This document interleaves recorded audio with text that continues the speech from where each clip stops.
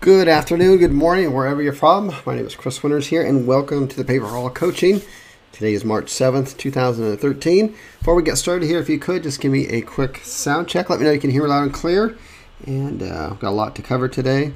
Good. All right. Tom says we can hear loud and clear. Denise says yes. Scott, it's all good. It's all good. Excellent. Okay. Good. Good. We got loud and clear. Good. Reno, yep. Good, good, good. Loud and clear. Great. Okay, awesome. So, with that, we'll go ahead and we'll get started here. Alrighty, so I want to share with you just a really quick story, and then I'll follow up with some updates that are happening. We've got some more exciting updates coming up, all based on your guys' feedback. And then we'll go from there. So this here is a picture of my son, and he's 10 years old. And I want to share a little story with you about him. We got back from Legoland not too long ago, and because he earns his own money doing actually the paper call business online, and we help him manage that. He's got mutual funds and stuff like that, and he gives away a certain percentage of his money and so on and so forth. So anyways, he had some money, and he can spend it on pretty much whatever he wants. And we were in Legoland, and he's pretty good about just not buying, crap. And so he likes Legos. And so as we were leaving the park, they've got gigantic Legoland kits in there, and they're pretty expensive. They're like $200 a piece. And he got a couple of those, and he was waiting in line to get those, and we got home, and he started putting them together. And these are kind of large Lego kits. They come with a little manual, and it tells you on each page, how to find these pieces and stick them together, and then you flip over the page, and you start putting the pieces or the model together. And because they had a rather large model, it was a large book, and there was probably about 100 pages of instructions, so you kind of get through it, and it takes many, many hours to do. So anyways, he got probably about 80% of the way completed with building this Legoland kind of Star Wars looking spaceship. And he's got two younger sisters, and as younger sisters will do probably, is they inevitably accidentally stepped on it.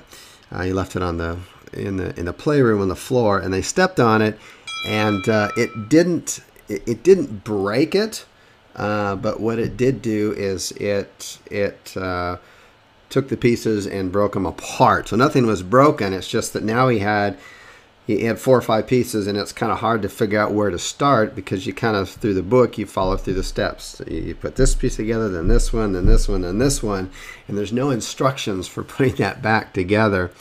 And so he was very frustrated because he had put, I don't know, I'd say at least 10 hours into it, and he was almost done. He was about 80% of the way through. And this happened, and he just felt like just giving up. And so here lied this kind of broken up Lego spaceship, and it was lying on the floor for a couple of days. So I asked him, I said, hey, when are you gonna finish this? You were almost done a few days ago. And he just said, it's just too much work. I got to take all the pieces apart again and then start back up from the beginning. So I sat him down, and I talked about what it takes to follow through with something that you've started, and that most people, when they start a project, whether it's putting together Legos or whatever it is, they start a fitness program, they start to eat better, whatever it is in their life that they begin, once they receive the first little bit of resistance or challenge, they normally just set it aside and leave it on the floor like that broken Lego spaceship, instead of knowing that you're going to have adversity along the way, and really knowing that inside that adversity you're going to find your golden nuggets. You're really going to find who you are, and once you learn to take that on and persevere through it, you're going to be part of the 1%. The 1%. Now, what does it take to be? What does it mean to be a 1%er? Well, income-wise, 1% means that you make, I think the latest stats, I'm not sure on this, but I think the latest stats that 1% of the population makes $400,000 or more per year. And obviously there's percentages within that 1% that, you know, make multi-millions and billions of dollars. But one percenters typically get a lot more out of life and a lot more freedom out of life. And so what does it take to become a 1%er? A 1% in your class, a 1%, the 1% who actually loses the weight and keeps it off, the 1% that actually makes the $400,000 or more per year, the 1% that lives in a gated community and sends their kids to private schools and all that kind of stuff. What does it take to become the 1%? Well, there's some really interesting books and studies out there. And if you're interested, you can just type in what does it take to become a 1%, and there's books and stuff on Amazon. But it really doesn't take that much work. It normally takes about 10% more work consistently than the other 99% is willing to put in.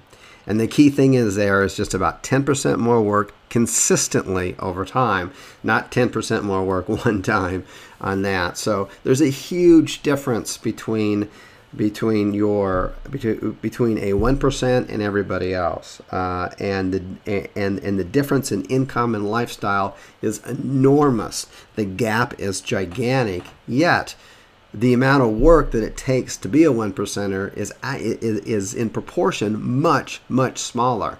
It's just that 10% extra effort consistently day in and day out, and that means when you come up with certain obstacles that you're going to continue to push through regardless. So anyways, so I had given a similar version or talk to my son, kind of dumbed down it a bit and put it in languages that a 10-year-old could relate to. We talked about, he's big into soccer, so we talked about, about the 1%ers. The 1%ers are playing professional, and really what does it take for them what did they have to do over the years to become the 1%ers and the ones that aren't. So I put it more in languages and terms he could relate to. I think it got through to him because a couple of days later I got up early in the morning on my way out to the gym, and I found this quietly sitting on the kitchen counter. And of course, my son had decided on his own that he was going to be and follow the path of the 1%. And he took the whole thing apart and put it back together very quietly. I had no idea he had even done it. So I encourage each and every one of you on the phone call here or listening on the replay to make a commitment, make a dedication to become a 1%er. It doesn't take that much extra work or effort. It's just that you don't give up when you have those obstacles and adversities that come towards you, and you'll end up spending just a little extra time than the normal person would do on your projects, whatever they are. And consistency and adding just about 10% more effort is really all that it takes on that end of it. So let's go ahead and get started here with the updates. Got some quick updates for you. The first one on here is that we're already getting some great feedback on the WordPress plugin. And one of the first things that people were asking about was, hey, can I use the WordPress plugin? And for those of you there may be people on the call that are not aware of it. But so let me go backtrack a minute. Inside the members area, there's a download for a WordPress plugin. It's a widget that goes up on the side of any WordPress site that you select to use. And it's fully integrated with your PayPal and your billing system. So you can start charging for phone calls and for leads too. You can customize the price, all of that kind of stuff. And it's really modeled after, well, a couple of things happened. I was in a mastermind group with Dan Kennedy and some other people, and I got chastised pretty hard for not offering other ways in which people could shop other than just phone numbers. And we did some tests, and to my surprise, and it depends on the niche, there's a certain percentage of people who will come to your site, your lead gen site, and they're just not a pick up the phone and call shoppers. That even, no matter what the niche is, the phone number is right there. They could just call and it's a done deal. They would rather actually put in their first or last name and their phone number and say, could you get back to me? As strange as that sounds to me, to a certain percentage of the population, that's the way they prefer to shop. And so we've done that with some of our sites, and we're continuously adding them. And we were surprised to find that, yes, when people were given the option, there's a certain percentage. It's not a large percentage, but it is a significant percentage, anywhere from 10 to 30%, that just prefer to fill in their information and you contact me back. So that's all available to everybody. If you haven't started using it, please do. And one of the first requests we got a whole bunch of the same requests right out of the gun, was, can I use the WordPress plugin without a phone number? So for people who are just maybe starting out, they're not ready for the phone numbers, they've selected their niche, they've started building their sites, and we're waiting for them to rank. Could I just put a opt-in box first, and then later, once I get on page 1 and stuff like that, could I then add a number at a later date? So I said, sure, why not? So that will be coming out very shortly. We're about 90% done with that. So just know that we take your suggestions, and if it's at all possible and makes sense, we do make the necessary changes on here for everybody. We've also noticed now there are some different options for creating your WordPress site. We've got some of you have got the Rockstar theme, which is fine.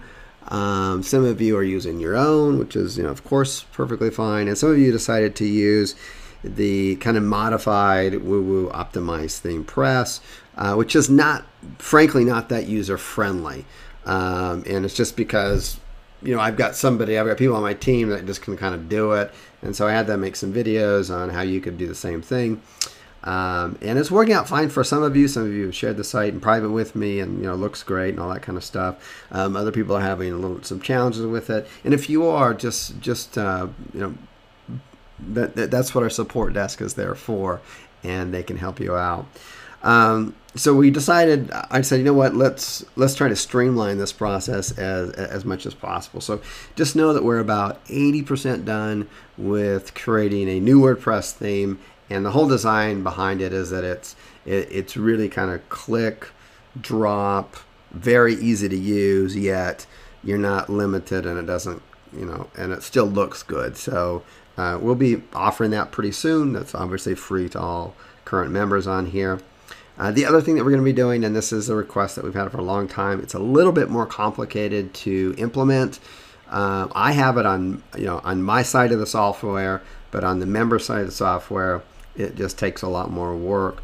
But I know that we are working on it, and that is a better call report system, a dashboard, if you will, so that you could quickly just log in, look at your numbers, look at the call reports, just kind of see where you're standing in the kind of traffic, versus right now you go in and you find your phone number, then you've got to go to the action tabs, you got to download, so on and so forth. And it's not as streamlined and as friendly as it should be. So know that we're working on that. And then we're also working on adding kind of a sales section. Although I think these are the easiest sales in the world to make, especially when you're offering like a 7-day free trial, and you've always got an option to refund their money back should they not be happy. And there's very little education. You're not actually having to consult the client on SEO or Google Places or reputation management or anything like that. And so that is something we'll be adding to there. So we've got a lot we're doing on the back end of it here. Just know that that's an ongoing thing. I've got a small team, a little army, who's constantly putting and adding this stuff together. So have patience with us. If you've been with us for a while, you've seen the progress that we've made, and we'll continue that. I just don't see a ending point to it on that. So let's go ahead and get started here with the questions. And I haven't had a chance to go through these, so this will be new to me. So setting up pages and posts, including the zip codes at the end, has an influence on the keyword density. So do you bear that in mind and have the keyword density in the main article slightly higher, or do you ignore it completely? I ignore it completely. We don't really go for any keyword density on our posts that we're doing. We're literally just going in there and we're just adding preferably original content that is theme related. If we got a site about mold mechanics, then really anything related to kind of car upkeep, or emergency road assistance, or how to keep your battery from dying, or what to do if you got a flat tire off the side of the road. Any of that kind of stuff is kind of theme related, so we're not trying to get crazy about it and stuff. We've got some other stuff that we do too. I'll share with you guys at a later date. We're not quite ready to reveal that, but that's all we do. We keep it pretty simple, and the idea is that we're adding original content, and we're adding content that is related to the theme or the home page, and we're not getting carried away with the keywords. The only thing we're really doing with the keywords in that respect is with our anchor text back from the post to the home page. And what we're doing there is we're just roughly doing this. These are not exact figures, but normally around 20% will be the actual keywords that we're going for, and then our similar keywords, you're usually going for around 4 or 5 keywords on your home page, the ones that are very similar. We'll use some of those, and then just a couple of click here, or just the raw URL stuff that looks very kind of natural. And as I'm sure you've heard me speak before, previously on webinars or elsewhere, this is called, this is basically silo structuring, and it's extremely powerful. Does the source of your page video, whether you embed video YouTube or have a paper or the PPC video player or the Vue player, has influence on your on-page SEO? That's a good question. That's actually come up quite a few times, and I think it probably does have a factor. I haven't tested it out. The fact that if you would use YouTube versus your own, or versus the customized player that we've made available for everybody inside the members area, I think the YouTube would probably have some kind of maybe bonus points to it, if you would, in the search engines. And I can only guess at that, and the reasoning behind the guess is that, of course, Google owns YouTube, and they'd probably favor it a bit. But on the flip side, Google's algorithm can also detect, what kind of media you have on your site, whether it's pictures or video, and regardless of where they're coming from. So I don't think it's a huge factor, but I haven't tested it out. But my guess is it's probably just like a tiny piece of the overall puzzle, and you probably be fine either way. But if you want to test it out and get back to us and share some of those, maybe do 5 sites in the same niche with a YouTube and 5 with an embedded one. Love to find out the results of that. Where do you find salespeople, and how many do you have currently? And will you be providing script and contract to use? Yeah, we're going to be providing a wholesale section on here, including places where you could find salespeople. Now, currently, I just have 2 salespeople, by the way. So we have, once a salesperson's got it down, and they're just continuously asking for more sites, or how can we take our existing sites and get more calls, because they just make more money that way. And as far as finding salespeople to go, all of my salespeople, although it just kind of happened by accident, are from outside the U.S. They have accents, and they do make phone calls, and they just do it through Skype, and they get a US-based phone number, and I think that's only like $5 or $6 a month. You don't get charged by the minute or anything, and it works out just fine. I would I would strongly encourage you to do that job yourself first before you hire somebody, because you're really not going to have a true understanding of it, in my opinion, until you've basically walked in those shoes first. Then you can just become a better mentor, manager, project manager, if you will, to your salesperson. And it does take too. I mean, if you want a good salesperson, it does take quite a bit of sites to keep that salesperson busy. Okay, and you want to constantly be feeding them more and more business, right? And there is a challenge between, and I face it in my own business. There's a challenge with keeping up with the demand for the salesperson. A salesperson can really go through and just start humming through.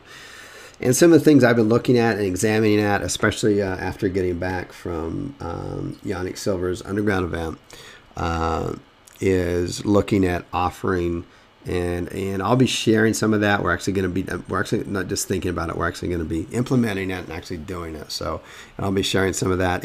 And part of it is kind of stemmed out of this.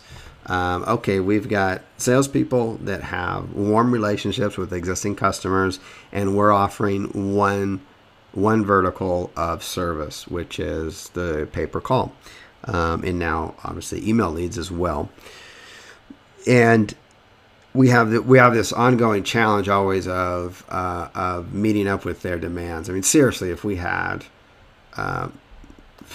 if we could pump out 10 sites on page one per day, or 20 sites per day every day, that's probably the only time they would be fully happy, and they could actually keep up with it. And they'd probably have to hire assistants, have a little while, just for some of the little upkeep that it does take. But anyways, so I was that, and also with the underground event and listening to some of the other speakers there, which most of them they're underground. They're not gurus or marketers, and a lot of them is their first time speaking on stage, and they're just really successful business owners. So very refreshing and a lot of insights. But was actually offering, because you've got the situation where you've got a warm relationship that you can literally have somebody within your company or yourself call up the client, and the client will be happy to talk with you.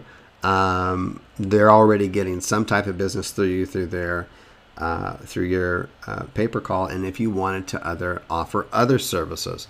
And this can be anything from mobile apps, reputation management,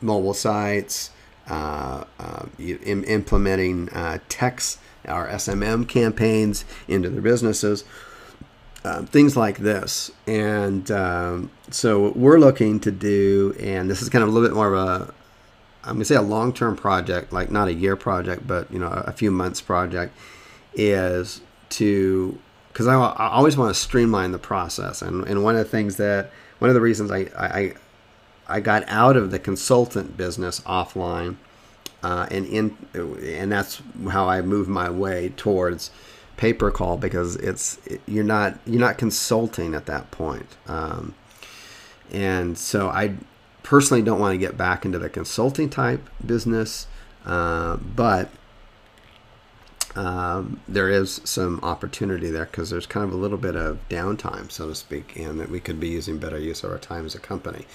So we're looking at building out kind of scripted out videos for different services and why they may want to implement in it, so that we don't have to call up. I don't have to salespeople call up and say, "Here, let me educate you about why you would need mobile apps in your business and why you may want to consider it." Instead, we just create a landing page where they could go there. There's a video, and there's we can answer all that. We could sit down and come up with all the questions and possible answers and try to answer them all there that could possibly come up. And they already know, like us, and trust us and do business with us, so I think they'd be open to doing that. And it would just be simply enough to either email and follow up with a call. Hey, did you watch the video on this? I think you could really benefit from it, and I know you're busy. So we just made a quick educational video about it. We're not going to sit on the phone here and instruct you why you don't need it, and go through that. So we're looking at different verticals like that for our business. So anyways, I probably went off on a little bit of a tangent there, but so be it. I was wondering what you think about using SEO Linkvine to get blog posts to your sites. Oh, interesting. I'm not sure if you're familiar with it. I am, but for those on the call that aren't, I'll just continue reading on this. But it's a free service where you get regular content automatically posted to your blog. The people posting there are paying SEO Linkvine for this distribution. And for those of you who, let me just summarize that, and also let you know that this is also a possibility. You can do this with what is it? Link Wizard. What is it? I lost it there. Article Link Wizard, and that's a service, and I'm forgetting the name of it, but anyways, Unique Article Wizard, and that's a service that we use, and I recommend other people use it too, as a backlinking, and it's very similar to SEO Linkvine, and you can also get articles too for free as well, and both processes, SEO Link and also Unique Article Wizard, they've got a criteria, and they've got their own system for checking the articles. And if you wanted to get articles on certain topics and you wanted to have your blog there, you could do that. And they've got a plug-in, and it's all pretty much automated. So anyways, that's what that's all about. And the advantage here is that you get a regular content. This is true, and you don't have to worry about the writers. And the only thing you really need to do, as the person who wrote in the question, was they just need to log in and maybe take a link and make a link and post it to the homepage. The disadvantage is that the posts come with a link. That's part of the deal. It's like, hey, we can get writers to write original content and good quality content, and it can be automatically posted to your site. However, in return for that, they want a link in there going back to whatever site they want it to go to. So you have some outbound links going from your site, and so I don't like the idea of having a whole bunch of outbound links going out of my site, although it is natural to have those. So I think it's a great, I haven't tested it, I haven't done it, but I think it's a great idea. You can either use with Unique Article Wizard or SEO Link, and it's all automated. What you end up doing is you end up installing a plugin which allows them to automatically post on your site, and you get to select the criteria, the topic. You're not going to get something weird on there about law, and then you've got a site on house painting or something like that. So that is a great possibility, and I think a good option to explore. And I don't see any harm in doing some of it. I would just have, I would make it a mixture. So if you've got a couple of your own written, and have those linking to your homepage or the tops of your silos, and then have some of these in there mixed in as well. I don't think it could hurt too much. I don't think you need a whole bunch of them.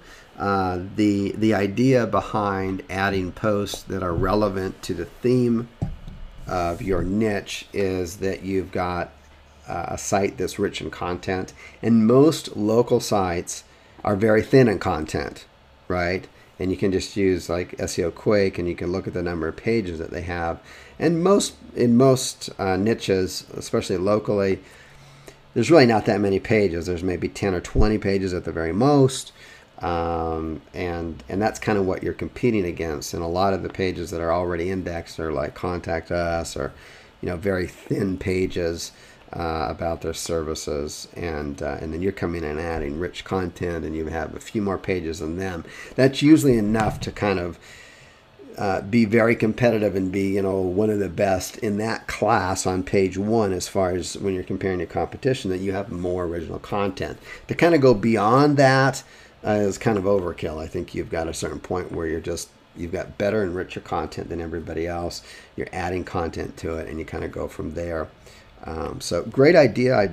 I really never even thought about that, so thank you for bringing that up. And just to summarize, I think it would be a good idea to do. It wouldn't hurt your site. I just wouldn't have all of the posts those types of posts that would come from SEO Linkvine or something like Unique Article Wizard, just because I would be a little bit cautious of that amount of outbound links going out. Although a few outbound links looks very natural, right?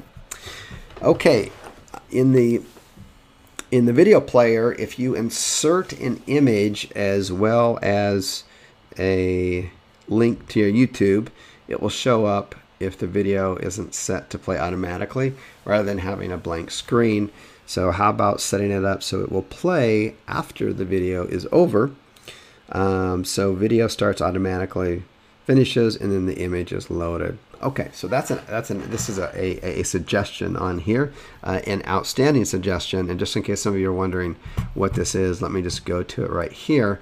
This is the custom video player that I've purchased a license to in order to share within this membership area. If you haven't taken advantage of this, I would highly recommend that you take a look at it. So just click on it, and where do we go?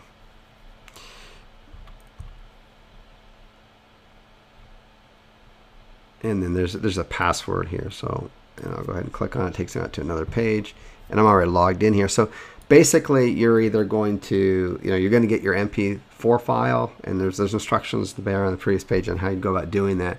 You get your MP4 file, and you're going to your video link, and you're going to put it in here, and then in order to make sure that your video can play also on mobile devices and tablet devices, you put the same one here. Now there's an option, there's a lot of options on here, there's advanced option stuff, and if you got questions, you just kind of hover over them and take a look at it. But here it is, image URL.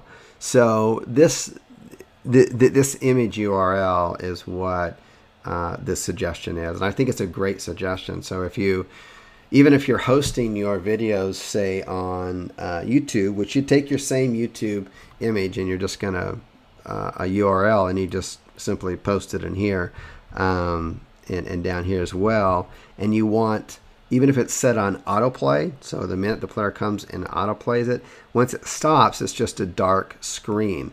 And so instead of that, put in an image, and an image would be a call to action, right? It would display, maybe for using one of the cartoon type animations that we show you how to use through Powtoons. You could take an image off of that with your kind of phone number on that, so that when they stop finishing, that phone number, that image is always there. I think it's a fantastic suggestion. So whoever sent that in, thank you very much. It's a great tip. Alrighty, I have 50 sites. Congratulations, that's a lot of sites. And they're starting to rank good. One of them is in a high competitive city. Okay, and I'm going to do PR web release for my education. Okay, good. So just going to test that out for kind of your own education, see how it goes. Good. And that's something that I recommend. It's one of the options if you go into the membership site and you see the off-page SEO. I've kind of broken it up into 3 areas, and I've got a kind of a mind map wheel for more competitive niches, the kind of various links and where I would get them from. And I really can't think of a faster way to get links right off the dot. And you'll get a lot of backlinks from a PR web. And again, this would be for more competitive niches. The package on there is the middle of the road one. For if you just go to PR web, I think it's just prweb.com, or just type in PR web into Google. It's the middle of the road one. There's kind of 3 packages. And it's the middle one that I'm recommending, and it goes for $199. I know that sounds like a lot. You can also type in PR web coupon, and you'll find a $50 coupon, so you can bring it down to $149 really easily. But what you're going to end up getting there is you're going to end up getting about 1,000 links in a very short period of time, and these are quality links, and they're quality, and it's not too fast for a brand new site, because Google understand. And I've done this, and I know guys in mastermind groups I'm in that they're just, this is one of the main techniques they use, and sometimes they'll use it once a month on a site, so sites bringing in regular money. It's a very competitive niche. They just keep hitting it with PR web. because you're going to get well over 1,000 links. They're all good links, and Google's like, okay, this is a press release. This is going viral. So this sudden burst of links are natural looking, because that's what happens when you have a good PR web. It's natural looking to get a lot on there. Some of them are do follow, some of them aren't. And then one of the really key things is what you'll find is that literally within 24 to 48 hours, one or two of those PR web release sites will instantly go to page one. And with that one or two that automatically comes to page one, you might find one, you'll guaranteed find one that comes up on page one, and then you'll find usually one or two that will creep up on page two for your keyword.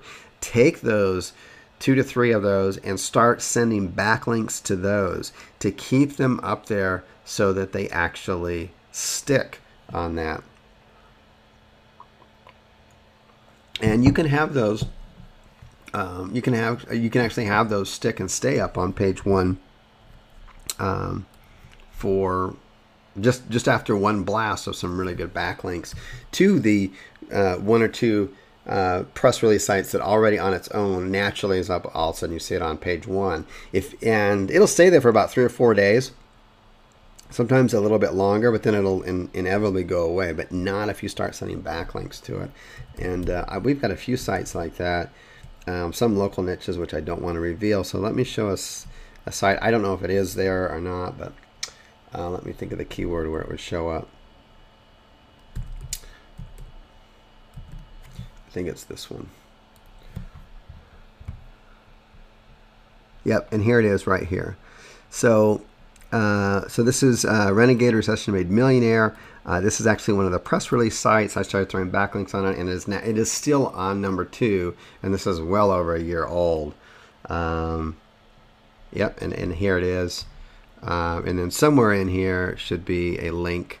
There should be a photo, so I put a photo of myself in there, so you have a photo of your business. Preferably kind of a photo that's kind of businessy looking, and maybe a little bit of call to action you can put on there. That's a side tip. You could put a little bit of call to action on the bottom. You can actually put your URL that wouldn't be clickable, or a phone number would be even better, right? And there should be one clickable link somewhere in here. Where is it? It's somewhere. I know what it is. I don't know what the hell it is. But anyways, and there might even be another one. That was one. Dan Kennedy.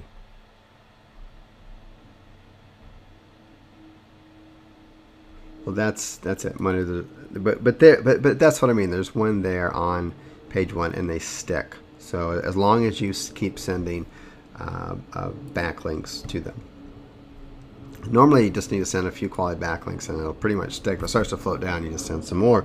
But it's great because you get a PR piece, and it's credible. It's like a third-party piece, and you get a lot of backlinks to your site, and so it's a great way to kind of boost a new site. So anyways, and then after I submit the PR web release, what is the time frame and how many for adding the following? Okay, so right after you get that released, then it's, and again, this is for more competitive niches. It's very natural at that point for this to suddenly get some likes and some social attention to it, right? It's just the natural thing that would happen next. So I would immediately start hitting your site with social bookmarks, Facebook likes, Google Plus, retweets. I would be doing those two things immediately, almost simultaneously, like 1 or 2 days afterwards. It just looks natural, okay? And then the rest of the stuff I would kind of do unique article wizard, a blog roll, blog comments, educational, government, and wiki following that, and I would kind of drip that stuff out like once a week following that. Don't get too crazy with it, because that's not quite as natural looking as a press release that goes viral, and now there's going to be some online chatter about it, and of course the Facebook likes, the Google Plus, and the retweets are going to do that. And all of this right here is outlined in the course, by the way. So, but this is for more advanced niches that need that, that are much more competitive. So you're going to need to do this kind of stuff. And the final question on here is backlink indexer good enough for backlinking the releases. I would say no, but it's not a bad idea just to run it through Backlink Indexer. And for those of you who are not familiar with Backlink Indexer, it's really cool. It's a tool that's used to backlink your backlinks. Let me say that again because if you're not familiar with it, it takes a second to kind of sink that in. It's a tool that backlinks your backlinks. Even though you get backlinks, say from your social bookmarking, you run a social bookmarking, whatever service you use, whether it's going to be just a $5 Fiverr gig, or you're using Social Bookmonkey or Social ARD, you're going to get a report of the URLs that are the backlinks to your homepage and preferably your other pages too. Not all those get indexed, and if they don't get indexed, they don't count as a backlink. So in order to get them, because there's so much massive material coming out there on the internet that Google can't possibly index. They have to decide what are they going to index and what are they going to show up that's important.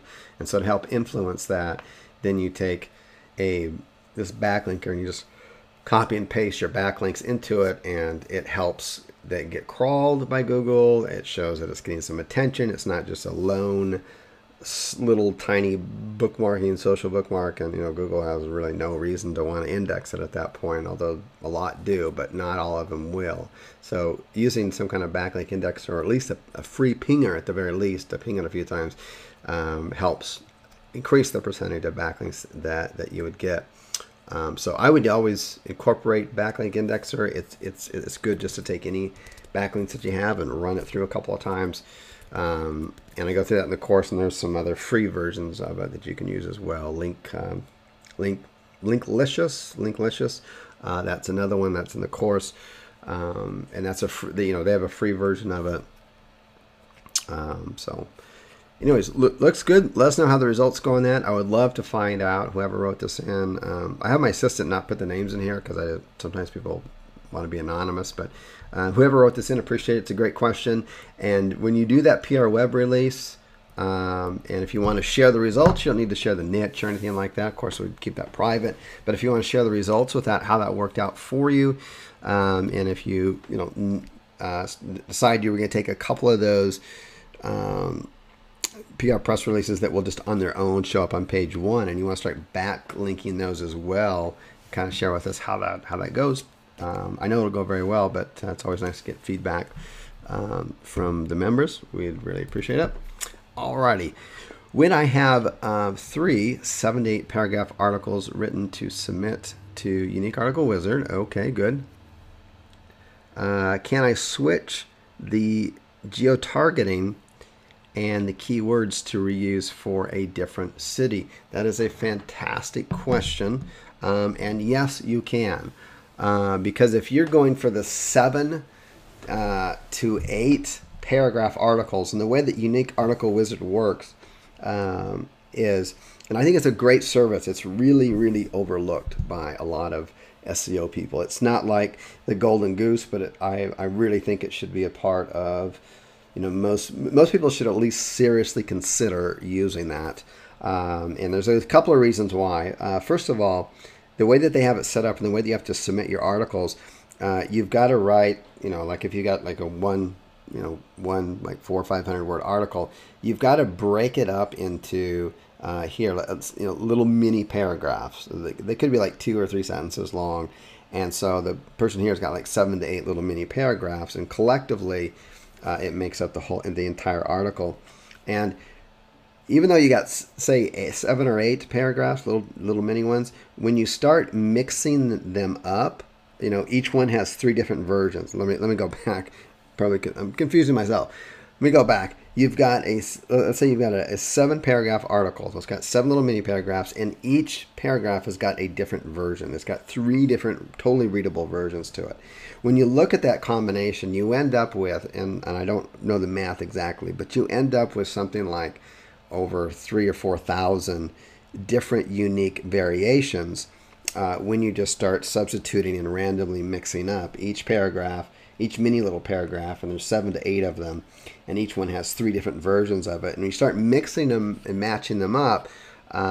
First of all, it's all readable. Okay, so it does not read like a spun article.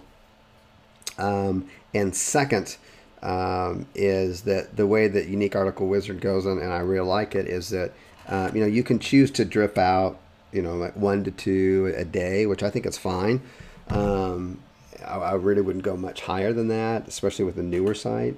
And it's going out, and and this is one of those situations where it gets posted on someone else's real blog that's looking for real content. So you get these unique different IP addresses, different blogs, and you've got a contextual link going back. You can actually put 2 in that are going back to wherever you want to point it to. What's nice about that is, depending on the niche, because, it's only going to get posted on other sites that are relevant, which is another really strong point too, by the way. You've got an article that's unique in the eyes of search engines, and it's coming from a themed, something about automotive, and it's pointing back to your site that's about automotive in some way, whether it's towing or mold mechanics or brake repair, tire repair, whatever. It's kind of all the same. So there's some real huge benefits to it. And the question that's being asked here is, can I switch out the geo targets? In other words, can I use that same set of articles and have one for San Diego and another one for Houston? And the answer to that is absolutely yes. Now, if you're going after easy to medium type marketplaces, you don't need a whole lot of these backlinks. So you could take one submission and just do it 1 or 2 a day. I think really 1 a day, especially medium to easy marketplaces, is plenty. And you're probably only going to get, depending on the niche, how niche it is. That means how many blogs are available that are within that. You're probably going to get about 100 to 500 backlinks. Again, it all depends on the niche. And you can certainly, mix that up and target it out for different cities. So great question. Will you be doing anything on the correct way to build your own blog network? Oh, okay, good. And my assistant has added this in here. I'll see if I can copy and paste this, put it in the chat box. Hopefully that's going to work.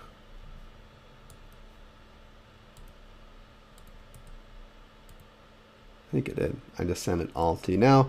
And that's just chrisinc.com/, these are all lowercase, age-domain-bonuses. And there is I am going to be adding to the site eventually. It doesn't, as I preferenced the call earlier, there's a lot of other things that we're working on that I think have higher priority than this. But this is definitely on our list of things to do, but it's not in the top 5 by any means. But it will be added eventually. But for now, what I have here is it's a replay of 2 different webinars I did on how I go about buying age domains, and so you'll find you pretty much find all the content that you'll need there on exactly how I buy them. And you can buy them for 1 or 2 reasons. You could buy them to start creating your own private blog network, which is super powerful for having some going out and buying a few PR3, 4s, and maybe even 5s domains, putting them on different IP addresses, which you should already be doing anyways, in my opinion, and putting them under different names, which you should be doing anyways. So all that kind of stuff you guys should be familiar with, and investing a little bit of money of those, and then you've got your own little private blog network to where you really only need a few of these links going to your site, and they make a tremendous amount of difference. They can really, I've just seen incredible things happen with that. So there's as far as ranking bigger and better and faster. And then another reason that I buy age domains is that if I'm in and this is a little bit more advanced technique.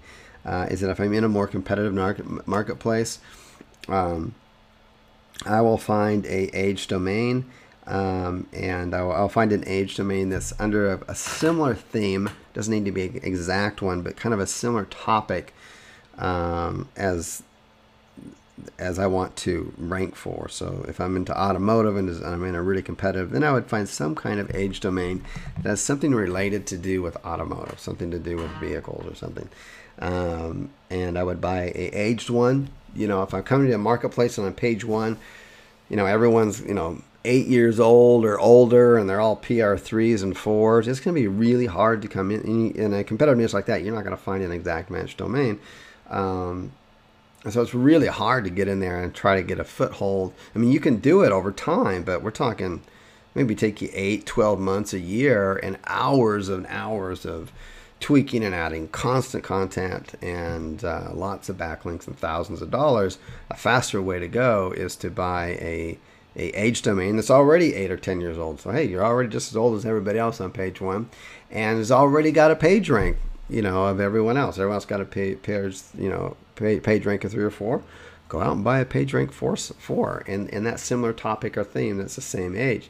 Now, something like that may cost you a couple $100 for a good quality one, but I'm telling you, you're gonna, just start slapping your content on there, like with the silo structures and stuff, and sending a few backlinks to it. And I'm telling you, it depends on the niche, but maybe 4 to 8 weeks, you're gonna find yourself up on page 1, versus 8 months, 12 months later, you're finally on page 1, and literally thousands of dollars later. So those are the two things in there. So anyways, that's what that's about. There's no login or anything, just there's a couple webinars on there and some resources of what I use to the process that I go through to check age domains. It's like what do you don't just buy any age domain because it's aged. There's certain criteria that you want to go through, but I'm not going to go through it on the webinar here because it's all available there. So check it out. What is the most effective way to get sales? I asked because I have 20 sites on page 1. Awesome. For Google in my niche, several in spot 2 to 3. Congratulations. So this stuff does work, not just for me. I have researched and accumulated a lead list from many online sources, Yellow Pages, Monto, so on and so forth. Despite this list of potential leads, I'm having issues with getting the sales. Not many clients are returning calls or emails. What do you recommend and the most effective way to close the deal? Should I redirect my calls to clients and wait for 1 month? Okay, thoughts. Great question. First of all, kudos for getting 20 sites built and up on page 1 and several on spot 2 to 3. Congratulations. You're almost there, right? You're like in the last 100 yards of the race here. So, and sometimes that last 100 yards can be the most tiring, but not always. It depends on the niche. So there's a couple of ways you can go after and contact clients. I had to take a drink of water there, excuse me, for a little break. Number one is, and quite honestly, this is what a lot of my more successful techniques that are used by my salespeople. And then you just pick up the damn phone and you call. A lot of people don't like to do that.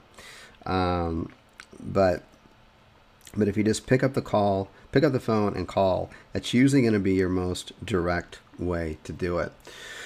And when you're calling in, one of the techniques you can use is that you call in and you say, hey, look, I've got live customers that are looking for your service, and I'm looking for, and I'm wondering, they're calling in for me. I'm wondering if I can forward the calls to you for free for a period of time. There's no catch to this. Who would I talk to about that? Because I got the live calls coming in every week, and I just need to forward the calls forward. And they're looking specifically for whatever your XYZ.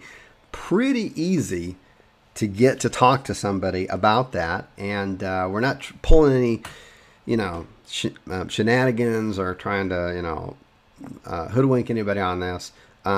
It's genuine. You're really offering it for 7 days. It's like a 7-day free trial. You get to explain it, and I wouldn't just hand it over to them. I'd make sure somebody is really interested in it. You would want to qualify the client, make sure that that you've got a understanding and agreement about what they're going to pay per call after the 7 days is over with, and then obviously you want to call up around day 6 or 7 and just have your reports out, make sure you understand what's going on, make sure everyone's happy, and then because the next week you're going to go into a billing week, and you want to make sure that they understand all that kind of stuff.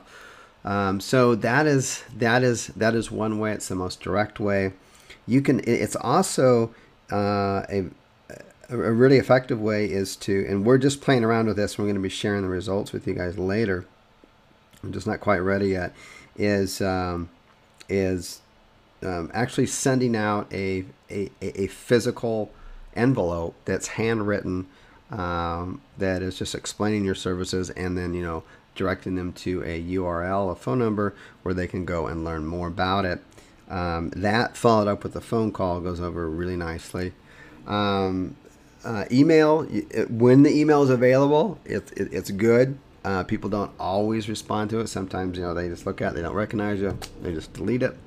That's just the nature of the beast there. So you've really got that, and then the other option is always, while you're doing it, is to just forward it with the call whisper, forward it to a business that, as far as you can tell, they would be good business to doing work with. In other words, they're already advertising, they're probably already on page one, and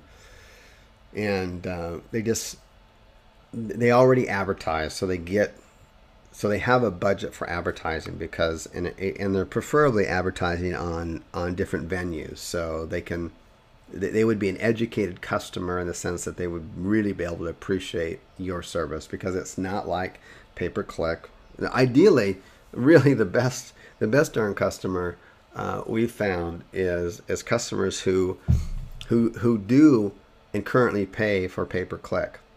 Because when they hear about our service, which is pay-per-call, they just about fall out of their seats, and they know that it's just an enormous value. It's a service they've just never heard of. So, okay, so you've got the call whisper. You've got the actually direct mail. It doesn't need to be fancy. In fact, the less fancy and the more personal it looks, the higher open rates it's going to get. You've got emails, and then at the end of the day, after you've sent all those, if you have not heard somebody back, then you've got to call up. And the call is a lot warmer when you've already either mailed, done a call whisper for them. Say, hey, we've been sending free calls for you lately.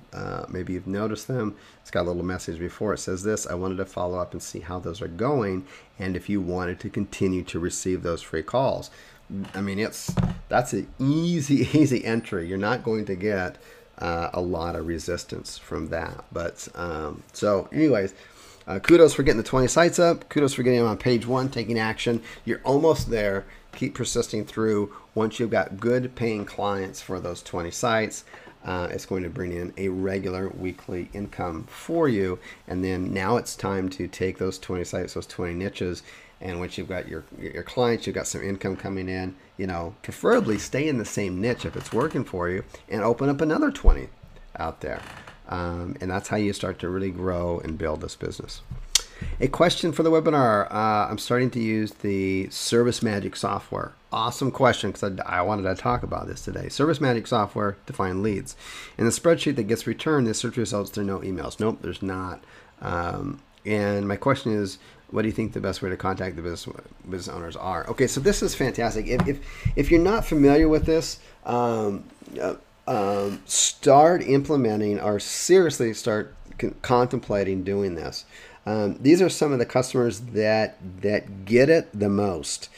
So let me step back. What is Service Magic? Service Magic, it's now called something else, I forget. But if you typed in Service Magic, you could find it. Basically, they are $1 billion company, and they do a very similar business model that we are doing. So it's worth kind of paying attention to what they're doing and understanding it. What they're doing is they're selling. They've got properties all over the internet, and it's for service industries, and like a drywaller, a pool repair, kitchen, plumbing, remodeling. I mean, they've got it broken down. When you say the riches are in the niches, they've got it broken down to, all kinds of niches I've never even thought of. And inside the members area, hold on, before I get ahead of myself, they end up selling. People go onto their site, they find they want they want a painter, an exterior painter or something like that, or somebody that puts in vinyl on houses and all this kind of stuff. And so these offline businesses end up paying for these email leads, and they're between. We've got a price sheet and all the niches in the members area, so you end up paying somewhere between like $20 to like $60, or some are $75 per email lead. And get this, the email leads are always shared; they're not exclusive.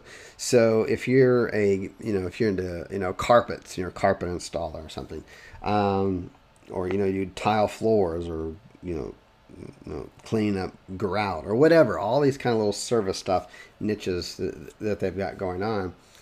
When you get into your inbox, you see, oh, this is a lead from Service Magic that I just paid for, because they've got to pay in advance. Okay, so they just paid for.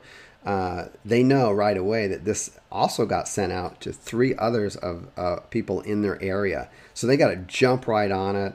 And now you're contacting them, and 3 other contractors are contacting them, and now you got to try to vie for your business.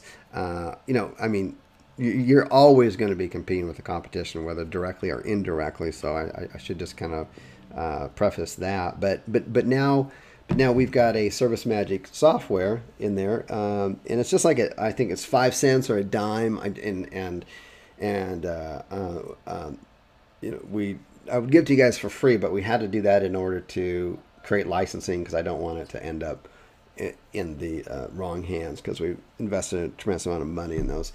Anyways, so you can get the Service Magic software in the members area, and it comes with a price sheet and all the niches, and it will scrape in your city for whatever niche that's on that price sheet. So there's like, I don't know, at least 1,000 or more different niches, and so you decided to pick one. You go through the Service Magic scraper, and it's going to pull up, and the only data that's available, that's why we don't have email addresses, the only data that's available is going to be phone number and address, in order to contact these people that are already paying for these types of non-exclusive email leads.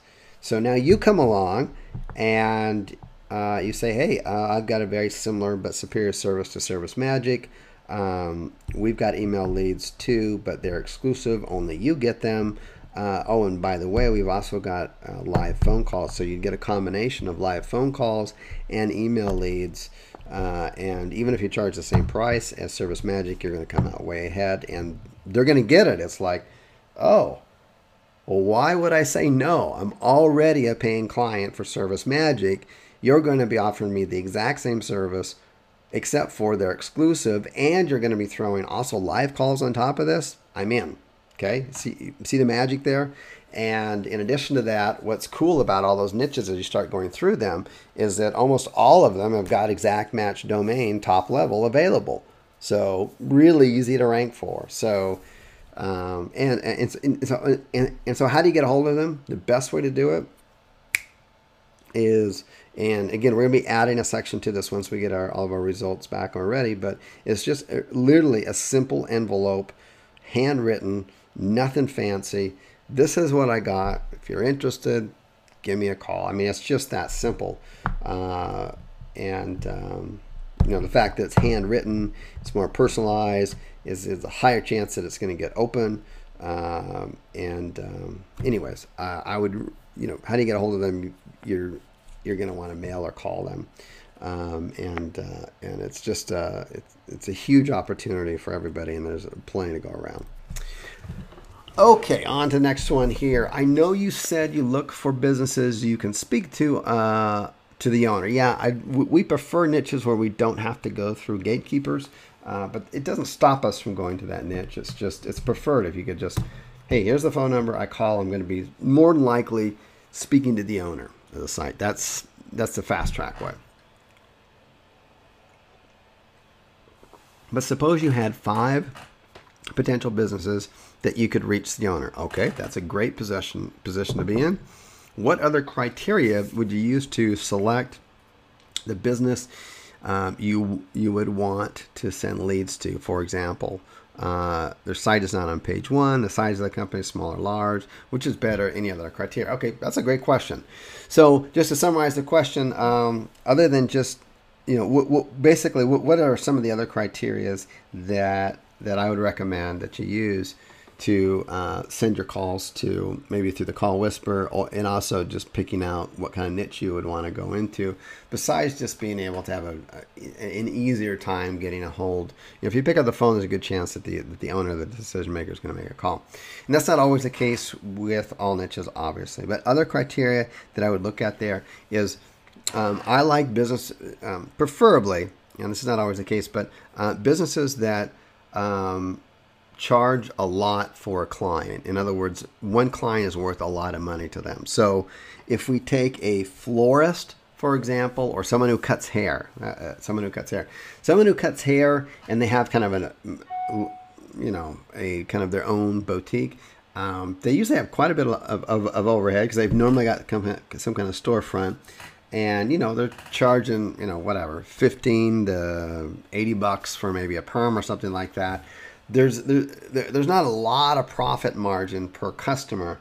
And so, to pay $10 or $15 per live customer to call in is not a business model that's going to work for a hairdresser, or at least I don't think it can. But you take somebody like a bankruptcy attorney. A bankruptcy attorney per customer is going to get, depending on how they run their business, $500 and more per customer. So they're going to be a lot more willing to pay more per lead, right? And so I tend to like niches that have got enough margin in the room there that they can pay a pretty decent amount per call. The other thing that I look at is I'll see what does Google AdWords, what are they charging? So when I type in the keyword, like the main keyword that I want to rank for a particular niche, I'm just going to look in. I'm going to go into Google AdWords or Google Keyword Tool. I'm going to sign in to my account, and it's going to show me for that keyword the approximate price they're going to charge per click. So that will give me kind of an idea, kind of a starting point of what to charge there. And if it's a fairly easy one to rank for, then I really don't care if it's $5 or $10 per click. And even if I charge the same per live call, because it's easy to rank for, it's speed to marketplace, and I can get out a lot of them quickly and fast. One of the other things that I look for in a niche is are they paying for? Is there quite a bit of pay-per-click type people? Because pay-per-click is going to, they kind of almost instantly get it, especially if they've been at pay-per-click for a while. They got the ads either on the top of the page or off to the far right. And they understand how that model works, and then you're introducing a pay-per-live call. It just kind of all makes sense to them. So hope that helps out. Okay, do we have any more? Nope, that's it right there. Great questions today. Let me get over to the chat box and see where we are with that, and open up the question box.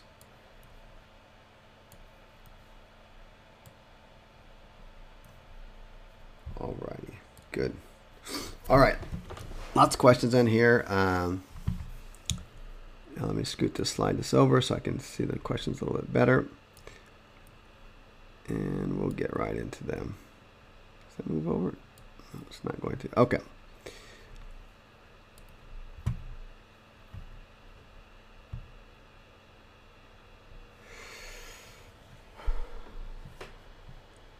Okay, so let me just randomly go in here.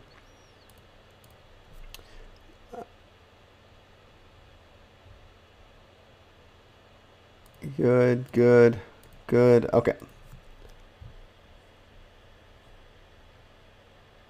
Awesome. Thanks, Joe, for the kind words. As I'm always full of motivation after the webinar. Good. Glad to do it. Okay. Can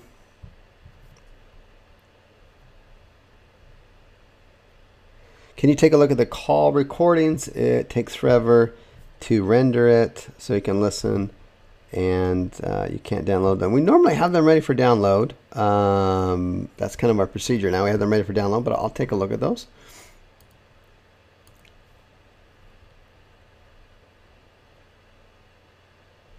Awesome. Okay, so Lisa's asking here, and this is something too that after going to the underground, and we had some like little mastermind breakout groups, and I was actually just on a call the other day with Mike Keenings, who's starting to become a really good friend, and he's kind of a cool guy, really, actually. But he was kind of kicking me in the butt for not offering this. So anyways, this question kind of leads into it. Lisa asks for this. Will you consider creating a group within our group for those that want a higher quality of time to speak with you? What's been your being exposed to in terms of reinvesting in your business, your savings, investment, lifestyle upgrades, and your teaching with your children and stuff like this, stocks and bonds? Maybe once a month or something like that, and I have, and I am going to start doing that. So, you'll start to see it in the near future. Here, we're going to be offering a couple of things. The first is yeah, just more of kind of like a smaller inner circle. Kind of a mastermind group, a much smaller circle though, so that there's more one-on-one time with me, and then within the group too. And it would be kind of an application type process. I currently belong to some paid mastermind groups, and everyone has to go through a qualification process to go in. You don't always get accepted, and they've literally been some of the best experiences in my life. And so I wanted to kind of create the same thing for this kind of unique niche that we're kind of all in. And that would include a couple of kind of live get-togethers a couple times a year, because I do those too. I belong to a private mastermind group, and I pay a lot for it. It's like $30,000 a year, and that may sound like a lot, but what I get out of it, and I make way more than that because of the information I gather at that. And we're meeting this year in the Dominican Republic, of all places. Every time we meet in a different place. Sometimes it's Costa Rica, whatnot. We may not get as exotic as that, but it depends on the group. And these are events where we have some of the members within the group speak, share some of their best practices and what they're doing, and then I get a lot more intimate and sharing, really the nuts and bolts and some of the back end things that we're doing that are really just kind of a lot more advanced techniques. So that's something I'm going to be offering, and I'm going to be kind of officially reopening back up this whole membership site, and we're going to get some more members in, and then I think because there's always going to be a certain percentage of people, maybe like yourself, Lisa, that are interested in that and want that and see value in it, and there's a certain percentage, a larger percentage that don't and are just fine the way it is. So we're going to be doing that. So basically, we're going to be doing a kind of a private mastermind group. We're going to be and then we're going to have a couple events, live events per year, where you would want to show up, and it would just be like the mastermind group together. And so yeah, looking forward to that, and thanks for bringing that up.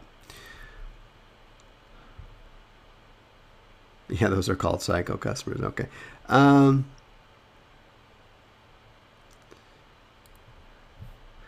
How many zip codes in nearby cities would you include? 25-mile radius in Los Angeles gets over 1,000. Whoa, that's a lot. I would probably do that. Would be okay, by the way. But because Los Angeles and an area like that is so densely populated, It's one of the reasons there's so many zip codes in there. You may want to think about 25 miles, reducing that down to maybe 5 or 10 miles. If you've ever driven around in traffic there, I remember I was in traffic there, and it was actually on the same day that we were having a webinar call, and I was stuck in traffic, and it was just literally, it showed, it was like 20 miles away, actually less than that. It was like 15 miles away from the hotel I was staying at. And I thought, oh, that's no problem, 15 miles in and out. No way, man. I got caught up in traffic, and I had to do that webinar, actually, and I did that with Jeremy. Actually, I had to do it on the cell phone, driving in the car, because I couldn't do it. So point is, 25 miles from, I know, in Los Angeles is like equivalent to, it's like a 4-hour drive sometimes, depending on the time you do. So you may want to think about shrinking that down. It's probably a good idea. And it's a lot more populated density, so it's not like you're going to hurt for traffic.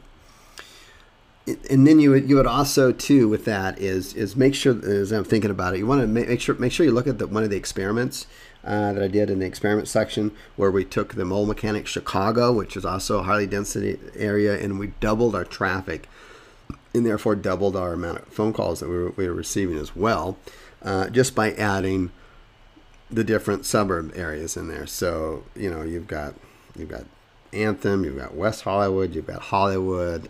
You've got all kinds of areas that you could add just a / page to it, just like we did. And if you're curious about how we did that, it would work in LA. It'd be a perfect place to do it. Just do what we did in Chicago, and rather than going with all the 25-mile radius and 1,000 zip codes and so on. So that's what I would do. Okay, let me get through these. Authority.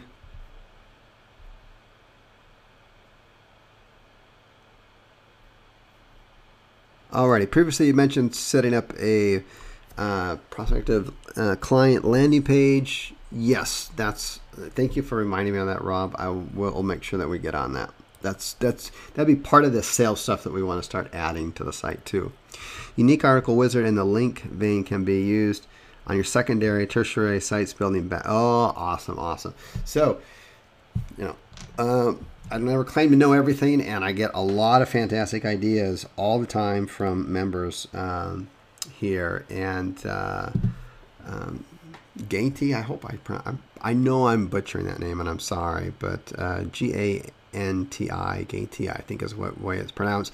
He brings up an outstanding point here, and this is something that is actually kind of genius, really.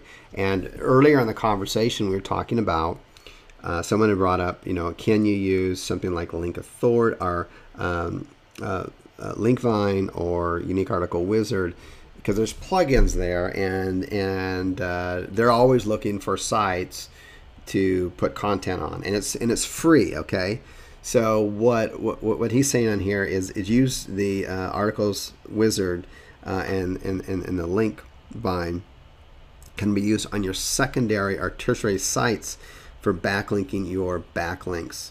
And what do you think about that? Yes, I think that's absolutely true, and I think that would be a really good idea. So in other words, you would have instead of having those original articles posted to your money site, build another site out there and have those on there, and then have one link like the home page pushing back, and then you have all of that link juice funneling through to your site. That's in other words, creating a buffer. It's a really good idea. I'm digging it already. Having a buffer site where you have maybe both Linkvine and Unique Article Wizard posting articles there for you automatically, and then you got a nice good home page, and that home page has got one link pushing back to your money site. That's a fantastic idea. Really good idea, by the way. That's a keeper.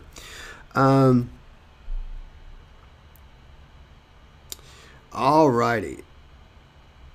Okay, so do you know a good way to export all URL pages to a site? Do I know a good way to export all URL pages to a site? Can I export the sitemap? And do you know of an easy way to rotate through these site links for bookmarking, pinging, backlinking, and purposes on that end of it? Okay, so if I understand the question correctly, James, you're looking for a way to basically, you've got your URL for your homepage, you've got your URL for your posts, and he's asking, is there a good way to export those out in an easy way so that you can take them out and then you can start bookmarking them, because it's really good practice to take and not only send links to your homepage. I covered that in the course, but let me just emphasize that if it wasn't emphasized enough in the SEO section of the course. You want to be sending backlinks to your site, but don't just send it to your homepage. I'm telling you, I had somebody take over our SEO, and she's great. And I suddenly noticed our sites were just really jumping quickly up, faster than usual to page 1. And this is a while ago. And so I was asking her, and I'm looking through the sheets of what she was doing, and she was just automatically, without my direction, she was bookmarking and sending links not only to our homepage but also to our posts as well.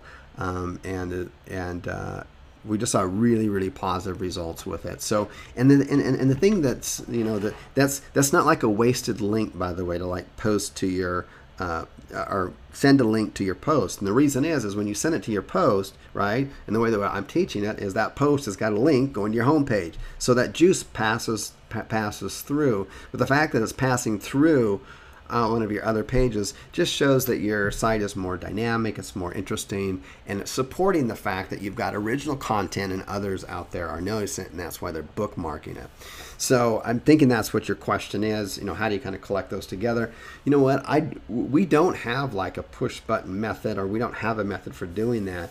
I have my team manually go through. They go through the back end of WordPress and the posts, and then they open up each page, right click, open up a window, and then just copy and paste those in. And so we've got it in our Excel sheet at all times. That takes us, I don't know, 5-10 minutes maybe per site. But when you have a lot of sites, that ends up making a lot of time. I'm sure there's some kind of plugin or someone out there smarter than me has got a method. If you do, let me know about it. Direct mail, yes. Yes. Have you created a simple single user license for those of us that are unable to activate it currently? Kevin, make sure you contact, I know you have, because I've seen the name come up before in our support desk. We need to like get you on like a screen share or something with my team so they can actually look at it, because we've since had a couple of updates. You guys now have seen the updates, but when you go into either log back into your Lead Zoo or the Service Magic or whatever, you'll see a little pop up that there's a new download, and then you download it, and we think that we've got this issue of it being resolved. There was this period of time there not too long ago when someone would download it, they'd pay the 5 cents, they'd download it, and then it's like, hey, this is the first time I downloaded it, and it's always showing that that this is being used on someone else's site. We think we've got that taken care of, and I think, Kevin, we've got I think that we've got that problem taken care of, only because the support tickets that have come through for that have gone from, there's been a handful of them down to they've kind of all gone. And if you're still having issues with that, let's definitely get it taken care of. Get a hold of my support desk at the callzoo.support or support.callzoo.com. And maybe we'll do like a quick screen share or something like that. We'll get somebody on there and something to get that resolved, because I think it might be a matter of I don't know what it is, but we want to get you taken care of. So, do you know when you will be making the auto content silo linking available? Thanks. Okay, cool. Yeah, we've got we've got a plugin. We're actually going to be releasing it, and it helps add content through some different means to your site in a silo structured way. So that's coming soon. I don't have an exact date for that, but it is coming.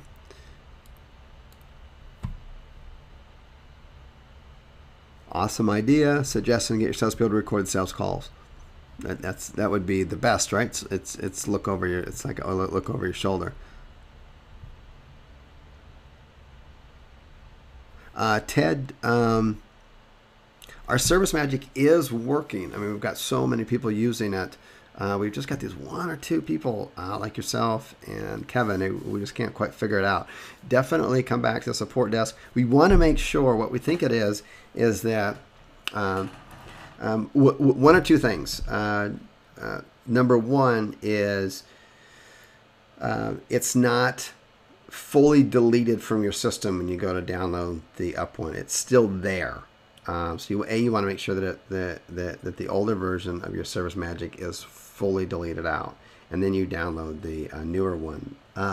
That's number 1. So if you've already been through that and that's not working, and you're guaranteed sure that it's been deleted from your system, then the second option that we have that has been working when this before we made the updates was give us a new email address other than the one you were using before. So we use a new email address, and then we just manually create a license for you. So send in a support ticket, and let's do both of those or one of those. And probably the but the challenge is that if it's really not deleted from your computer, then it's not going to work. So we really want to make sure that that's completely deleted out of your hard drive.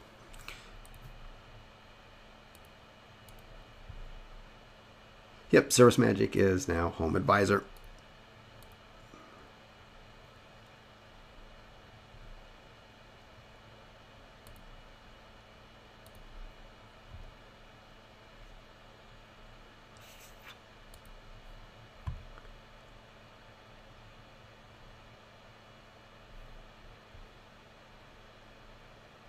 Just reading the question here. Hold on.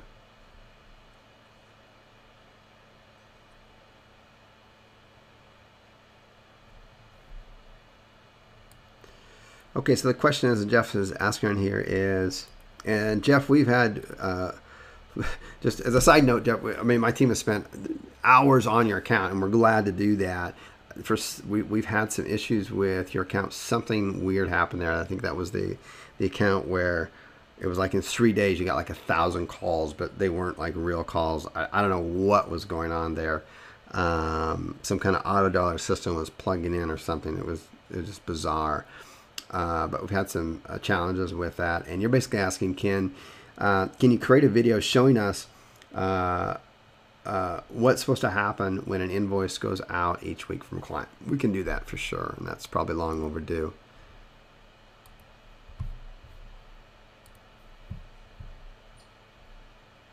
Okay, so Marlo said, just joined the group. Glad to have you aboard. A question is, can you use the same name and same address for 2 or more different niches? No, you cannot. Of course, each will have a unique call-in number. So let me just make sure I understand this. Can you use the same name and same address for 2 different niches? If it's the same, you could technically use the same address, and if you've gone, the course is pretty extensive. So, and if you're new, maybe you haven't had a chance to go through all of the material, but just take it one bite at a time. You could use the same address because the way that I show how to get addresses is that preferably you want an address that that's one of these virtual shared addresses, which are becoming mainstream now. So and virtual addresses are used by psychologists, doctors, accountants. They're realizing that they don't need to have and pay for a full-time office because we're also getting so virtual. They just need an office that they can use a couple days a week or once a week or a couple times a month to actually meet clients. Other than that, they're working at home like I am right now. And so those are the virtual offices, and they're very popular. So what happens is that when you search for a virtual office, as I show in the video, and you find an address, and then you go to Google Places and you click on it, and then the results show like 10 or more other different names of businesses that share that exact same address. That's cool. That's the address that you want. It would be perfectly fine to use that address for a different niche in the same city. So if you had a mobile mechanic site, and then you had a towing site, you could certainly have the same address, because you can have different phone numbers, and you would have a different I would have a different name, though. Obviously you'd have a different company name, but I'd have a different kind of personal name, or the name behind the company name on there. So but you can do that. So I hope I answered that question.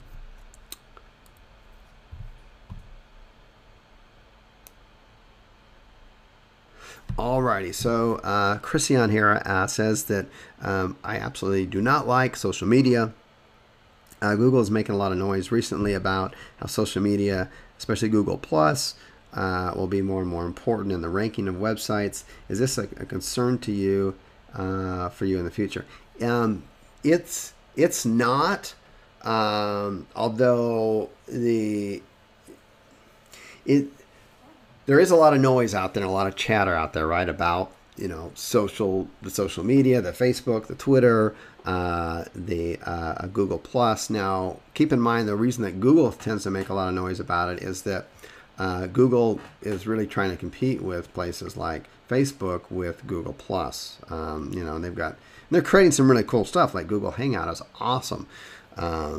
And Google Plus and Friends and Likes and all this kind of stuff. So understand that they're competing with Facebook for market share with that. So that's why you're going to hear a lot about it from them. Just know that with the sites that my company has ranked for, and we're also in other niches besides just offline, because at the end of the day, whether you can rank for a competitive site locally or for a particular niche, it's kind of all the same game. You got good sites, you got good content, you got silo structures, you got good quality multi-diversity links coming back, so on and so forth. So this same stuff that I'm teaching also works for some of my affiliate product sites that are actually physical product sites that we ship out, and electronic, and they have nothing to do with the IM business or offline or anything like that. It's just, we already have people and places doing it on my team. It's a natural extension to go out there and kind of do that, and it's not a real distraction to what we're currently doing. Anyways, with that being said, it's in competitive marketplaces where it's a little bit more competitive. We do use, as I outlined in the course, that would be like the third level, the top level of off-page SEO. We do use stuff like Facebook likes, retweets, Google Plus One likes, and we get them all. They're all basically fabricated, but that's what we do. So on that end of it. So I think, but that's only the extent. We're not going crazy with it, and we're just going out there, to places like Fiverr, and there's other little bit high end kind of places that also offer the service too. But that's about the extent of it. We're not going crazy. At the end of the day, there really has not been a whole lot with SEO that has ever changed since the last 4 or 5 years. Google just wants a good experience for the end user. So it really comes down to some good, decent content, a little bit more rich in media, pictures, some videos, and do you have some likes from Facebook? That's about the extent of it for the social that we're doing. And do you have other kind of content on it? There was one speaker and he was actually the opening speaker at Underground, and this guy owns he's not a offline like guru. These are all underground people. These are not people that got products, or again, a lot of them is the very first time speaking on stage. They're just sharing their business. This guy was really animated, and had a lot of energy. I think that's why they had him start first, to kind of wake everybody up and get the sage started right. But anyways, he owns a pool company where they do fiberglass pools. Okay, so it's not the concrete pools, the fiberglass pools. So there's just kind of a couple shapes that you choose from, and it's just his personal business. And what he did and he talked about was pretty darn amazing. He just he took every question that he got from customers and every possible question you can think of. I mean, he just started going through and saying, what are customers asking about when they're going to go buy a pool? And he made a post on his site about those questions and just answering them and going and making it through there and going on there. Anyways, the guy's ranking #1 for everything and every keyword. He's gotten a bagillion amount of business from it, and it's just because he took that approach of listening. What are the customers going to be asking? Making a post at it, and of course he has he also practices having one of those a link within that question linking back to his home page. So he's got good inner silo linking. But the point is and I went and looked at a site, and I unfortunately I can't. I'm so impressed. What's a site? Can't take a look at it. I'm not allowed to share that kind of specific stuff. It is an underground event. People pay $3,000 to go there, and you sign these agreements in the beginning that you're not going to like record or reproduce or all that kind of stuff. So, but just know that he didn't use any social. He didn't say I got 10,000 likes on Facebook, and that's why I know I'm ranking for all these keywords. Nope. It's not at all it. So I wouldn't get too crazy about it. Alrighty.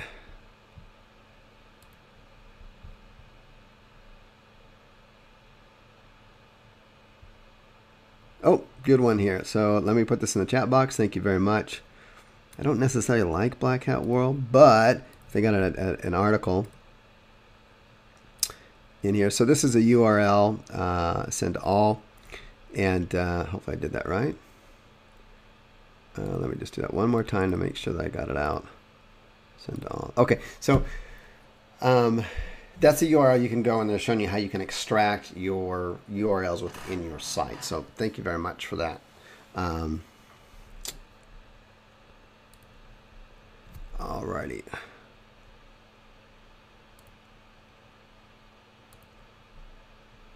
Okay, huh?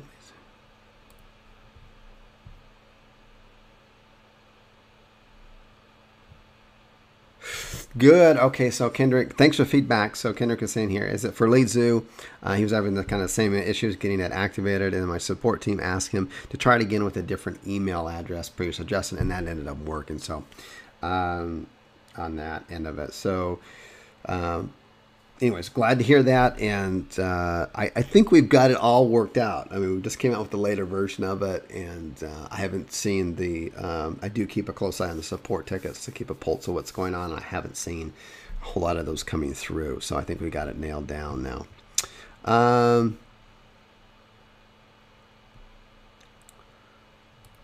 Dan says on here, I don't get to these all in exact order. He says, I have no idea what you were just talking about. I'm sorry, Dan. No idea about what. Okay, good. Okay, so this looks like a good one on here. Is it okay to create exact match domains for cities within a country, i.e., for example, widget service Pasadena, widget service Glendale, widget service Beverly Hills? So is it okay to do exact match domains for cities within a country? Yes, it is. In addition to having widget service Los Angeles, would that be safe, assuming that each has a unique name, address, and phone number? Yeah, that's exactly it. That's exactly what we do, if I understand the question correctly. And I give the Mobile Mechanics is one of the sites that I share a lot with the group, and that's exactly what we've done with exact match domains, and boom, they show up like, as long as it's kind of an easy to medium competitive marketplace, you've got an exact match, top-level domain, .com, .net, .org, and you're following in the procedures that I show up there, you should be expecting to rank in 7 to 12 days on page 1 without any backlinks. And if you need any, then we just go, minimum effort, maximum results. And I would just go something like some light bookmarking in the home page and the post, and you should see yourself floating right up to page 1. Again, as long as it fits the criteria, and I outline how I would define an easy to medium marketplace.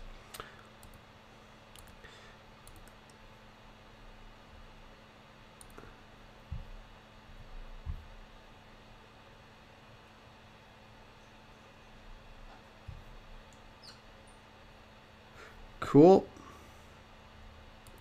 But they're all in the Los Angeles area. That would be fine if they're all in the Los Angeles area.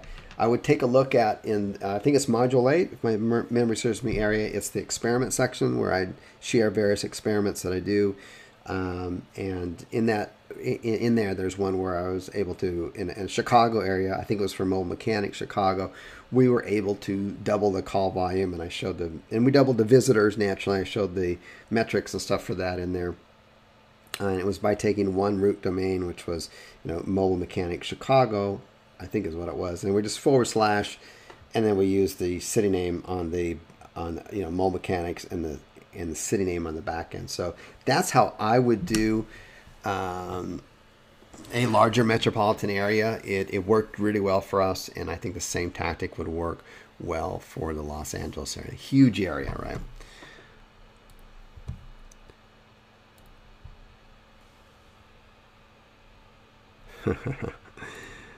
Alrighty, so we're going to go through. Let's see if I think we're pretty good here on the questions.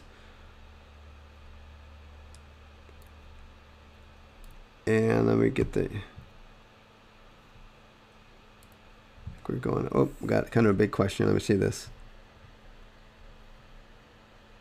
Okay, so Dan asks in here, number 1, when I go to GoDaddy, do I register as a business or an individual? Doesn't matter. It doesn't matter. Let me step back. I would, I guess it doesn't matter. I was thinking from a tax perspective, but I probably want to steer clear of that on that end of it. But I would probably just register as a individual. If you're going to do it as a business, I'm pretty sure you have the same access and stuff like that. So I don't think it really matters on that end of it. In fact, I know that mine is, that's a good question. I'm not sure about mine. I mean, I know that, obviously that's a tax write-off. So, and even though if it was, and I think when I originally got it years ago, it was under my personal name. I've never switched it under my, my corporation names.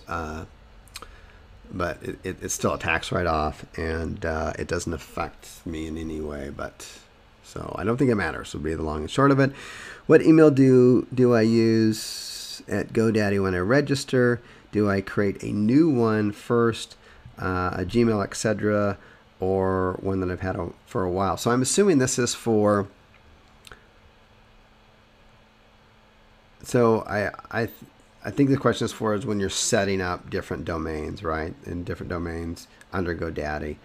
So really, it doesn't matter what kind of Gmail account you use. I wouldn't use the same one because I don't want to have the same footprints for all of my sites. So if all of my mobile mechanic sites were all registered under the same name, same business name, same Gmail account or email account or Hotmail or whatever, I just don't like that. I don't think you're going to get, killed or crushed, or it's gonna hurt your business in any way. I just like to keep all my sites kind of separate as I go over in the course and keep the footprints down to a bare minimum. So I would use a different a Gmail account when you're setting it up. Now, don't worry. At the end of the day, when you go to renew or whatever, it's all going to come back to the person who actually opened the GoDaddy account. So it's not going to go to this particular email account that you have as the domain register. At the end of module 4, you mentioned 40 numbers to a Skype number. Is this a paid number, and what is that all about? Let me think. What is that all about? Yes. That's just one option. So if you wanted to, you can take a, and I'm not quite sure what it is, but in module 4, when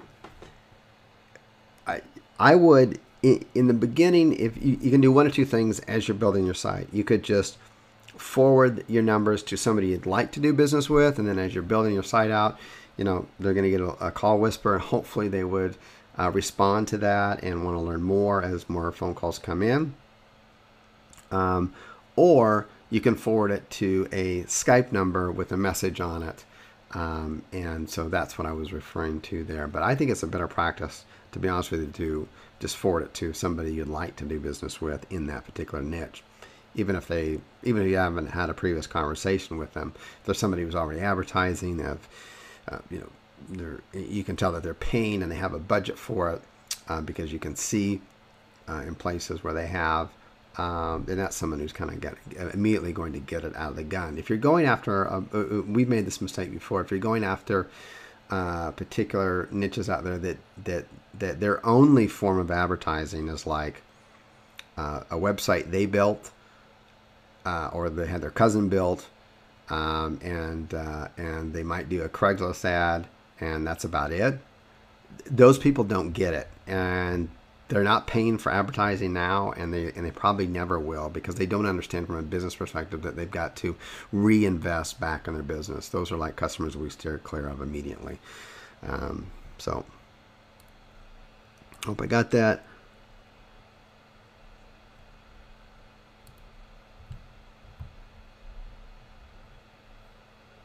Okay. We'll do.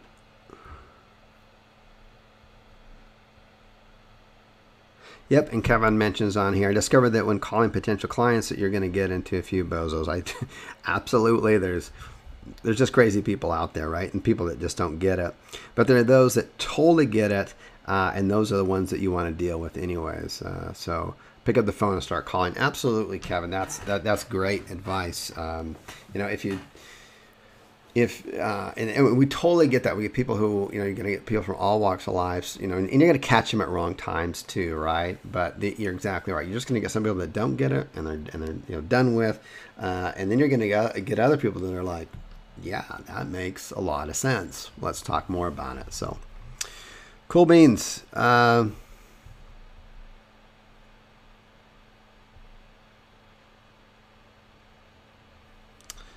I wish that the closing minimum amount was smaller on here. If I did 30 cities in Los Angeles and Orange County, that would be 30 times 50, $1,500. That's absolutely, you've got a misunderstanding there. So Marlo, how that works is that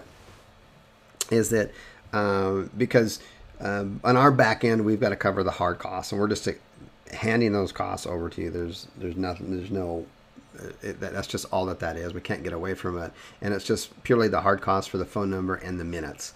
Because my company gets, we pay for that immediately as it's coming in, and so we ask, and there is no way to kind of connect that with our users. So basically, you're prepaying, so you can prepay as little as, when you start out, as little as $50 starting out, right? And so let me just get out my handy dandy calculator here, because I'm tired and I can't do math in my head when I'm tired. So let's say you had 50 on that. If you were starting out with 30 cities on that end of it, it would actually be $90, and that's because of 30 cities on that. I would make, this is what I would do before I get into the details of that. Get your sites up and start ranking in there. Start out with the plug-in. Once your sites are starting to kind of get on page 2, bottom of page 1, they start pushing up to page 1. That's when you want to maybe order the phone number at that time. That would be one way you do it. That's not the way we do it. We order everything together and just push it up to the top as fast as we can. But that would be one way you can do it. but it's just $3 per month per phone number, and then the 10 cents per minute. So it's not $1,500 you got to pay up front for that. If you bought 30 numbers right away, those are going to be $3 a month. That's what we pay for them, and we just pass that cost on to you. So that's $90. So you would just need to have $100 in your account in order to do that. I hope that makes sense. Alrighty, I decided to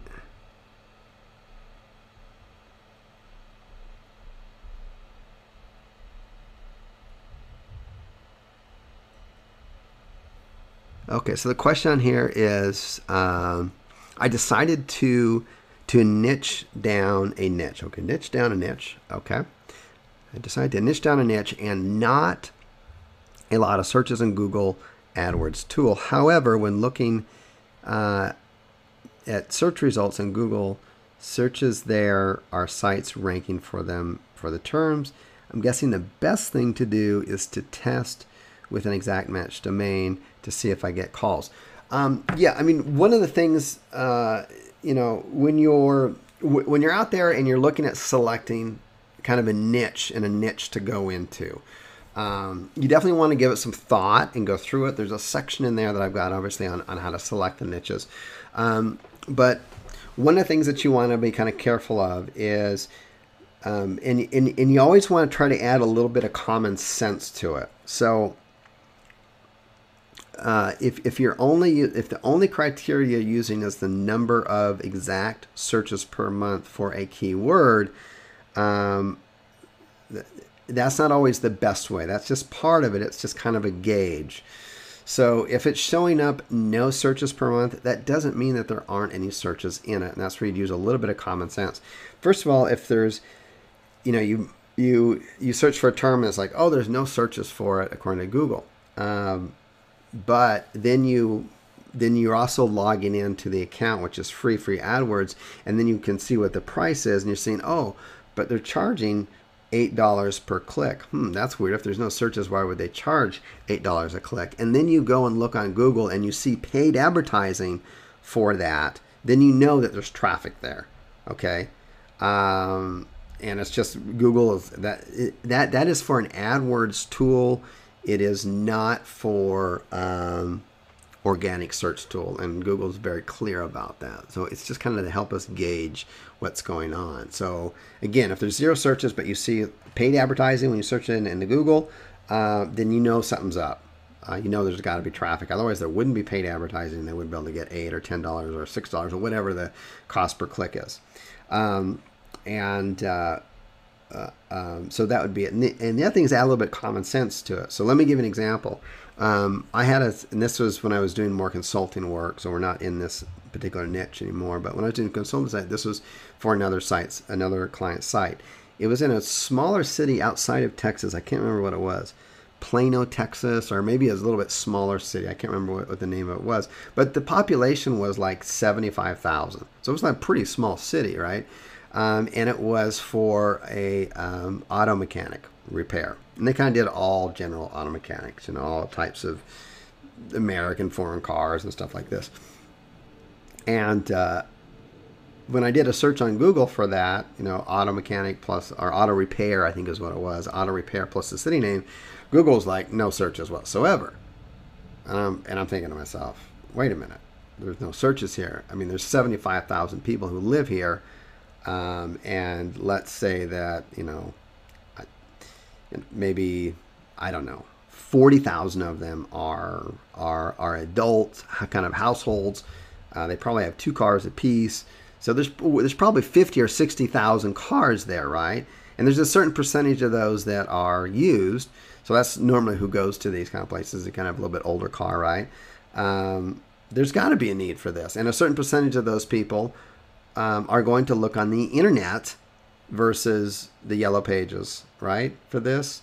And so I used that kind of common sense, and we ended up, because that's where people are shopping today, folks. I mean, people are shopping on the internet, especially for local. That's just the way it is. So we ended up just doing a video, because I just wanted to test it out, and rather than try to rank a site as Google Places and all that kind of crap. we decided, well, let's just do a quick video instead, because I knew I could rank a video fast, and if it was going to fail, it wouldn't be a big loss on my part. Well, he ended up getting tons of business off of that, and so much so that I was like, okay, now you're ready to do a site, and he's like, no, I got too much business now, just from the one video that was up there. And now again, the lesson there is, it's a smaller city. Google AdWords or Google Word Tool says no searches. Yet there was also you just use a little bit of common sense. And same with like chiropractor for a smaller area, you're going to find 0 searches. I mean, you say, wait a minute. The stats is that it's something like, 2 out of every 5 adults have chronic back pain. And there's a certain percentage of those that are going to see a chiropractor, and a certain percentage of those they're going to look online, because that's the way people shop now, especially for local stuff. And so even if it's a town of 50,000 or 80,000, you're still going to get searches in there. And each one of those clients is worth between 2 and 10 grand lifetime value.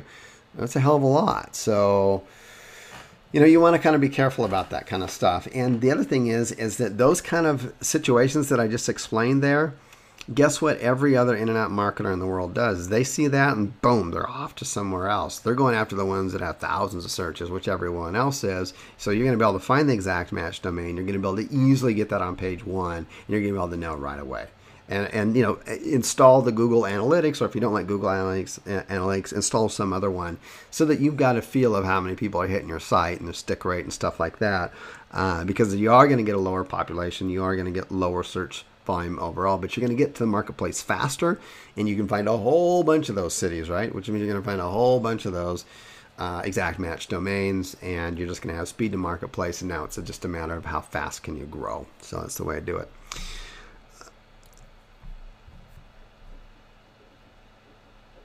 Mario, thanks. So Mario's asking for an affiliate link for the unique article wizard. Right after this phone call, I will put it inside the members area. So, well, my voice is getting kind of harsh, I can tell, because that's about the 2-hour mark.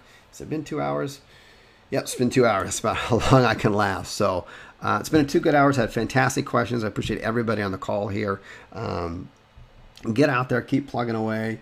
Remember, if someone steps on your Lego and your Lego spaceship model, and it breaks apart, put it back together, be part of the 1% that just takes 10% effort to get up there, and just keep trugging and trugging away on that end of it. So my name is Chris Winters. Remember, always when you're moving forward, no matter what you're doing in life, remember to serve first. You'll end up earning more and living more. Take care. Bye-bye.